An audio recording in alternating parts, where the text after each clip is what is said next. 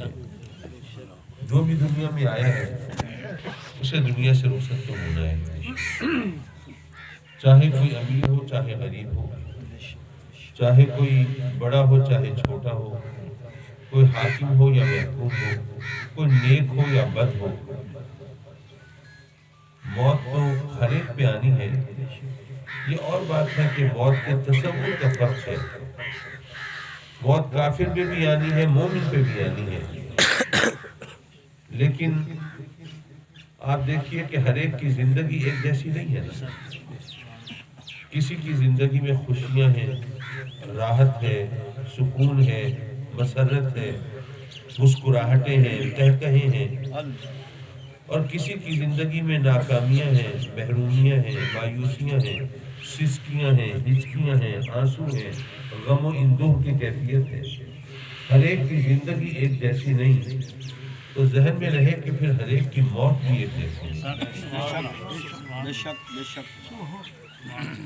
حضرات مکرم، ویسے تو وہ حدیث مبارکہ آپ نے سنی ہوگی کہ آقا کریم حضور علیہ السلام جلوہ فکن ہے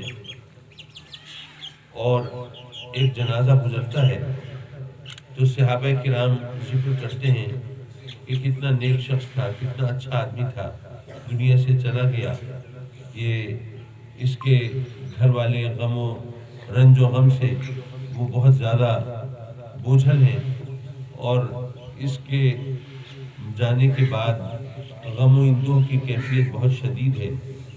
تو آقا کریم صلی اللہ علیہ وسلم فرماتے ہیں صدقتا، تم نے سچ بولا.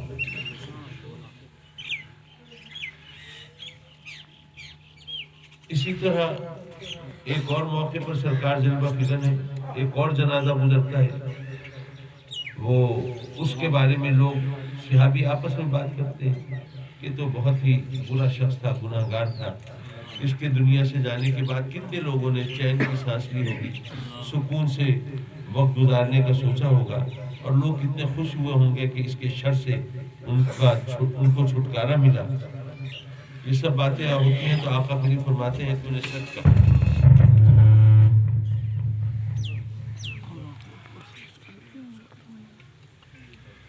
اب صحابہ کرام کو ذرا تجسس ہوا کہ ایک شخص کی تعریف ہو رہی تھی، اس کی اچھائی کا ذکر ہو رہا تھا کہ وہ بڑا نیک، بڑا اچھا.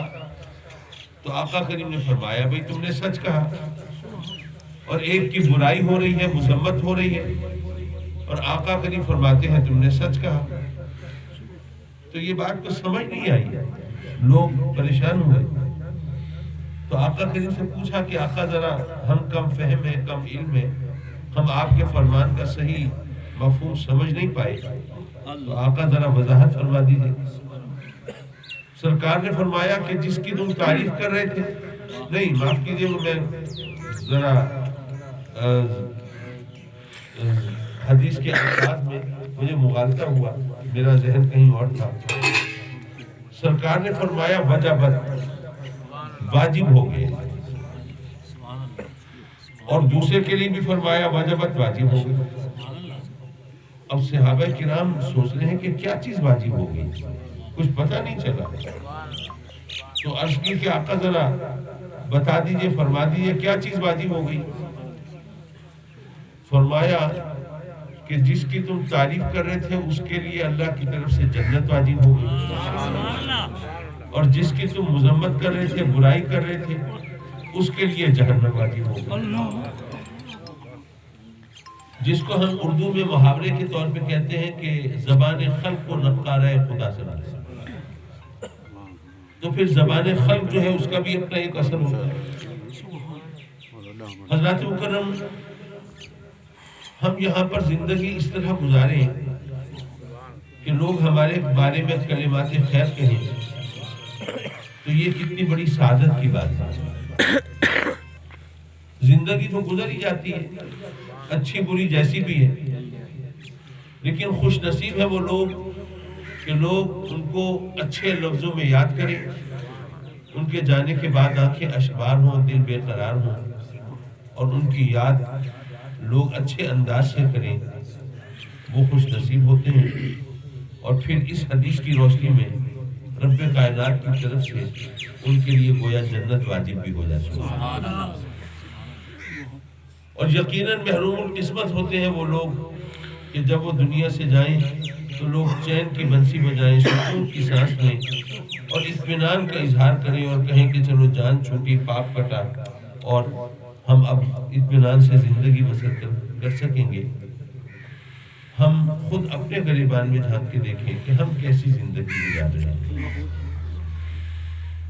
حضرات محترم، زندگی اور موت یہ ایسی حقیقتیں ہیں جن سے آنکھیں چرانا ممکن نہیں ہے، لیکن آج تک یہ معلوم نہیں ہوا کہ زندگی در حقیقت کہتے کسے ہیں، زندگی ہے کیا۔ ماشاءاللہ سائنس کی ترقی کا دور ہے، کمپیوٹر ایج میں ہم رہ رہے ہیں۔ جب یہاں پر آپ اپنے موبائل پر وہ کارنامے سر انجام دے دیتے ہیں جو پہلے قصوں کہانیوں کی، جنوں بھوتوں کی کہانیوں کے اندر وہ نظر آتے تھے، اب صورتحال مختلف ہے۔ تو میں نے سوچا کہ کم از کم معلوم تو ہونا چاہیے زندگی کی تعریف کیا ہے۔ جب کچھ سمجھ نہیں آیا تو سوچا کہ ڈاکٹر حضرات، میڈیکل سائنس میں ریسرچ کرنے والے، تو انہوں نے تو اس پہ غور کیا ہوگا نا، ان سے پوچھنا چاہیے۔ اتفاق سے میں امریکہ میں تھا تو وہاں پر میڈیکل سائنس میں ریسرچ کرنے والے حضرات سے میں ملا اور ان سے کہا کہ بھائی ذرا بتائیے، ذرا اس کی ایکو ختم کر دیں بھائی۔ ان سے کہا کہ آپ ذرا مجھے بتائیں زندگی کی تعریف کیا ہے۔ وہ کہنے لگے کہ جی زندگی کی تعریف جو ہے یہ انسان کی تاریخ کے ساتھ بدلتی رہی۔ کبھی انسان نے کہا کہ زندگی دل کی دھڑکن کا نام ہے، کبھی کہا کہ زندگی حرکت کا نام ہے، کبھی کہا کہ زندگی سانس کی آمد و رفت کا نام ہے، کبھی کہا کہ زندگی سوچنے سمجھنے کی صلاحیت کا نام ہے۔ اب وہ امریکہ میں میڈیکل سائنس میں ریسرچ کرنے والے وہ کہتے ہیں کہ جی ہم آج اس ترقی یافتہ دور میں زیادہ سے زیادہ یہ کہہ سکتے ہیں، انہوں نے انگریزی کا ایک جملہ بولا، کہنے لگے کہ that RNA which is capable of division by itself is alive۔ وہ RNA جو خود از خود تقسیم ہونے کی صلاحیت رکھتا ہو وہ زندہ ہے۔ میں نے کہا جی ہمیں یہ نہ بتائیں کہ زندہ کون ہے، وہ تو ہماری آنکھیں ہم دیکھ لیتے ہیں کون زندہ ہے کون مردہ ہے، ہمیں یہ بتائیے زندگی کیا ہے۔ اور ہمیں پاکستانیوں کو تو عمران خان سے پہلے D N A R N A کا پتہ ہی نہیں تھا کیا ہوتا ہے۔ وہ تو ماشاءاللہ ان کے جب کارنامے سامنے آئے تو پھر بحث مباحثے شروع ہوئے کہ کس کا ڈی این اے کس سے میچ کر رہا ہے، کیا ہو رہا ہے۔ تو بھائی ہمیں نہیں پتا چلتا یہ R N A D N A کیا بلا ہے، ہمیں بتاؤ زندگی کیا ہے۔ کہنے کہ جی زندگی کی تعریف تو آج تک متعین نہیں کی جا سکی۔ میں سوچنے لگا کہ اگر زندگی حرکت کا نام ہو تو بہتا ہوا پانی بھی زندہ ہو، اڑتی ہوئی پتنگ بھی زندہ ہو، پھر بھاگتی دوڑتی گاڑیاں بھی زندہ ہو، یہ سب تو زندہ نہیں ہے۔ تو پتہ چلا کہ زندگی حرکت کا نام تو نہیں ہے۔ اور اگر کوئی کہے کہ زندگی دل کی دھڑکن کا نام ہے تو آج سے 100-200 سال پہلے لوگ مان لیتے ہوں، لیکن آج کے دور میں جب open heart surgery, transplantation of heart, تبدیلی قلب کا، دل بدلنے کا آپریشن ہوتے ہوں اور پسلیوں کا پنجرہ کھول کے وہ دل کے پرندے کو آزاد کر دیا جاتا ہو، تو آپ سوچئے اگر زندگی دل کی دھڑکنے کا نام ہوتا تو جب دل جسم سے علیحدہ ہوا تو زندگی ختم ہو جانی چاہیے، لیکن دل علیحدہ ہو گیا زندگی باقی ہے۔ پتہ چلا کہ زندگی دل کی دھڑکن کا نام تو نہیں ہے۔ کیا زندگی سانس کے چلنے کا نام ہے؟ یہ کورونا وغیرہ کے دنوں میں آپ نے بہت نام سنا ہوگا جی، وینٹیلیٹرز اسپتال کے اندر، جی فلاں بڑا مریض اس کو وینٹیلیٹر پہ ڈال دیا۔ وینٹیلیٹر کیا ہے؟ وہ ایک مشین ہے جو سانس پمپ کرتی ہے۔ جب انسان اتنا کمزور ہو اور اس کی حالت اتنی خستہ ہو کہ خود سانس لینے کی قابل نہ ہو تو پھر اسے اس مشین پہ ڈالتے ہیں جو اس کے اندر سانس پمپ کرتی ہے۔ اب فرض کیجئے کہ اس طرح کسی مریض کی حالت خراب تھی اس کو اس وینٹیلیٹر پہ ڈالا، اب وہ اس میں سانس پمپ ہو رہی ہے۔ اتنے میں ڈاکٹر کو کچھ شبہ ہوا، اس نے ایسا کیا کہ انگلیوں سے اس کی آنکھ کھولی اور اس کی آنکھ کی پتلی پر ٹارچ سے روشنی ڈالی۔ دراصل میڈیکل سائنس سے اگر تعلق رکھنے والے کچھ بچے موجود ہیں وہ تو جانتے ہوں گے، عام آدمی کو میں بتاتا چلوں کہ اگر کوئی جاندار زندہ ہو، کوئی جانور ہو یا انسان ہو زندہ ہو، تو اس کی آنکھ کی پتلی کے اندر یہ خصوصیت ہوتی ہے کہ اگر اس پہ روشنی پڑے تو وہ سکڑتی ہے، اس میں حرکت پیدا ہوتی ہے۔ زیادہ روشنی وہ برداشت نہیں کرتی تو وہ سکڑتی ہے، اس میں حرکت پیدا ہوتی ہے۔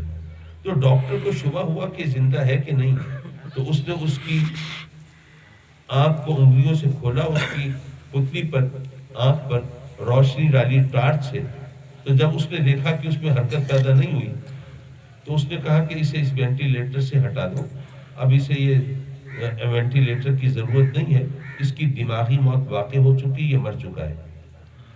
یارو اگر زندگی سانس کے چلنے کا نام ہوتی تو سانس تو چل رہی تھی نا، مشین کی مدد سے صحیح سانس تو چل رہی تھی، تو مریض کو زندہ ہونا چاہیے تھا، لیکن سانس چل رہی ہے، مریض ختم ہو چکا ہے۔ پتہ چلا کہ زندگی سانس کے چلنے کا نام بھی نہیں ہے۔ تو کیا زندگی سوچنے سمجھنے کی صلاحیت کا نام ہے؟ میرا خیال ہے آج کمپیوٹر کے دور میں تو یہ بات سمجھانا زیادہ مشکل نہیں رہا۔ ممکن ہے اب دیہات میں بیٹھا ہوں تو آپ لوگ کمپیوٹر کی نزاکتوں کو، باریکیوں کو زیادہ نہ سمجھتے ہو، نہ جانتے ہو، لیکن وہ چھوٹے سے کیلکولیٹر تو دکانداروں کے پاس، بچوں کے پاس ہوتے ہیں، ان پہ جمع، تفریق، ضرب، تقسیم، وہ under root, cos theta, sine theta, یہ تمام بلائیں اس کے اندر موجود ہیں، بٹن دبائیں یہ سب کچھ کر سکتے ہیں۔ اب بتائیے یہ حساب کتاب کے لیے ذہانت چاہیے کہ نہیں چاہیے؟ چاہیے، تو یہ تو کیلکولیٹر بھی کر لیتا ہے۔ کمپیوٹر پہ آپ شطرنج بھی کھیل سکتے ہیں، تو شطرنج کھیلنا ذہانت کا کھیل ہے کہ نہیں ہے؟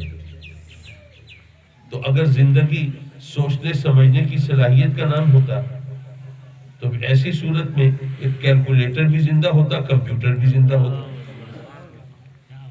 لیکن یہ تو زندہ نہیں ہے، آپ کو پتا ہے یہ تو مشینیں ہیں، کبھی بیٹری سے چلتی ہیں، کبھی بجلی سے چلتی ہیں۔ تو پتہ چلا کہ زندگی سوچنے سمجھنے کی صلاحیت کا نام بھی نہیں ہے۔ تو سوال اپنی جگہ برقرار رہا، زندگی کیا ہے؟ میں سوچنے لگا یارو یہ عقل والوں نے تو ہتھیار ڈال دی اور سائنس نے تو ہار مان لی، اگر یہ فرزانے یہ عقل والے نہیں بتا سکے تو چلو دیوانوں سے پوچھتے ہیں زندگی کو۔ نعرہ تکبیر، نعرہ رسالت، نعرہ حیدری، فیضان کرم حضور غزالی زمان۔ لیکن یارو دیوانے بھی تو سب ایک جیسے نہیں ہوتے۔ کوئی دنیا کا دیوانہ ہوتا ہے تو چلتا ہے تو لوگ پتھر برساتے ہیں، اس کے پیچھے تالیاں بجاتے پھرتے ہیں، مذاق اڑاتے ہیں، تماشا بناتے ہیں۔ اور ایک میرے آقا کریم کا دیوانہ ہے، چلتا ہے تو لوگ آنکھیں بچھاتے ہیں اور پھول برساتے ہیں۔ ایک دنیا کا دیوانہ ہے، چلتا ہے تو بھٹک جاتا ہے، گم گشتہ منزل ہو جاتا ہے۔ اور ایک آقا کریم کا دیوانہ ہے، چلتا ہے تو منزلیں سمٹ کے قدموں میں چلی جاتی ہیں۔ تو آقا کریم کے دیوانے کہتے ہیں کہ یاد رکھو زندگی حضور علیہ السلام سے قریب ہونے کا نام ہے اور موت دور ہونے کا نام ہے۔ آپ بھی کہیں گے یار یہ حامی شیخ کاظمی بھی عجیب آدمی ہے، کبھی سائنس اور ٹیکنالوجی کی بات کرتا ہے، کمپیوٹرز کیلکولیٹرز کی بات کرتا ہے، وینٹیلیٹرز کی بات کرتا ہے، عقل و فہم کی بات کرتا ہے، سوجھ بوجھ کی بات کرتا ہے، ہوش اور دانش کی بات کرتا ہے، اور کبھی محض کیف و مستی کی بات کرتا ہے، شاعرانہ باتیں کرتا ہے، کہنے کی بات کرتا ہے۔ یہ بھی کوئی ماننے والی بات ہے؟ یہ بھی کوئی عقل میں آنے والی بات ہے کہ زندگی نبی کریم سے قریب ہونے کا نام ہے اور موت دور ہونے کا نام ہے؟ میں عرض کروں گا کہ یہ بات اگر عقل میں نہیں آتی تو اس کا کیا کروں میں؟ ہم نے پہلے تو خود عقل سے پوچھا تھا تو بتا دے بھئی زندگی کسے کہتے ہیں؟ عقل تو نہیں بتا سکی۔ جب عقل بتا ہی نہیں سکی تو عقل سے کیا پوچھنا؟ اگر پوچھنا ہے زیادہ سے زیادہ تو قرآن سے پوچھ لو، حدیث سے پوچھ لو۔ عقل تو پہلے ہتھیار ڈال چکی ہے، ہار مان چکی۔ حدیث شریف میں آتا ہے، میرے آقا کریم فرماتے ہیں کہ اول من مات فہو ابلیس، جو سب سے پہلے مرا وہ ابلیس ہے۔ اب آقا کریم کا فرمان تو ماننا ہے، لیکن ویسے کیا خیال ہے اگر میں آپ سے گپ شپ کروں اور پوچھوں کیا خیال ہے آپ کا ابلیس مر گیا ہے؟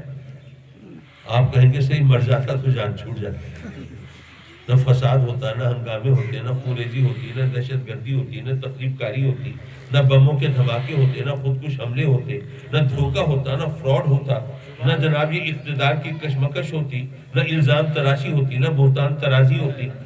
کتنے سکون سے زندگی گزر جاتی ہے اگر شیطان مر جاتا۔ لیکن ظاہر ہے کہ قوانین فطرت غلط ہو سکتے ہیں، زبان رسالت تو غلط نہیں ہو سکتی۔ تو ماننا پڑے گا کہ ہم سے دراصل زندگی اور موت کا مفہوم سمجھنے میں غلطی ہوئی۔